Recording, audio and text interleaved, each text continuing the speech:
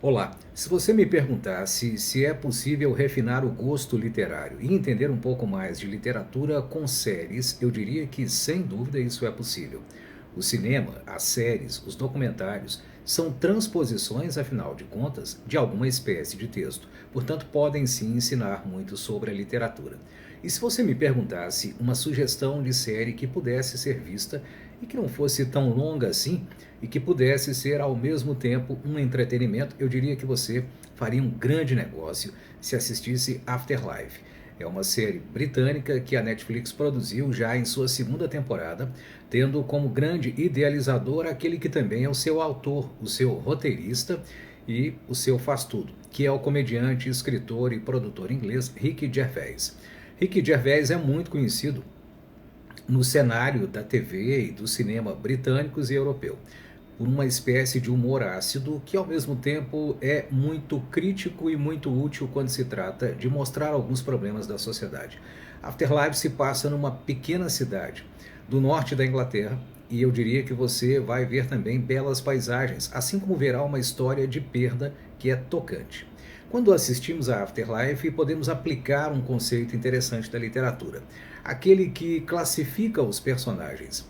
Para que qualquer obra seja mais fácil de entender, seja ela literária, seja ela cinematográfica, lembre-se sempre de que personagens, ao serem compostos pelos seus autores, podem ser personagens que a crítica chama de redondos ou esféricos, ou podem ser planos. Nós temos exemplos de personagens planos quando eles de fato começam e terminam a história mais ou menos do mesmo modo. Há certas diferenças. Eles podem ser tipos que representam categorias, podem ser de fato caricaturas que exageram algumas das circunstâncias negativas que geralmente existem em alguns tipos sociais. E os personagens redondos ou esféricos são aqueles que se parecem conosco, são aqueles que têm hesitações, são aqueles que têm dúvidas, são aqueles que começam a história de uma determinada maneira e vão evoluindo ao longo dela e que são, por isso mesmo, humanos. São os personagens ricos que nós deveríamos considerar como sendo aquilo que a literatura faz de mais interessante, que é nos levar a pensar a respeito da humanidade. Não quero fazer spoiler, naturalmente, mas em Afterlife, o personagem de Ricky Gervais, que é de fato um jornalista do interior, perde a esposa. E esse é já o primeiro grande fato e é o único grande fato da série inteira. É uma série sobre perda, é uma série sobre o amor, é uma série sobre recomeçar.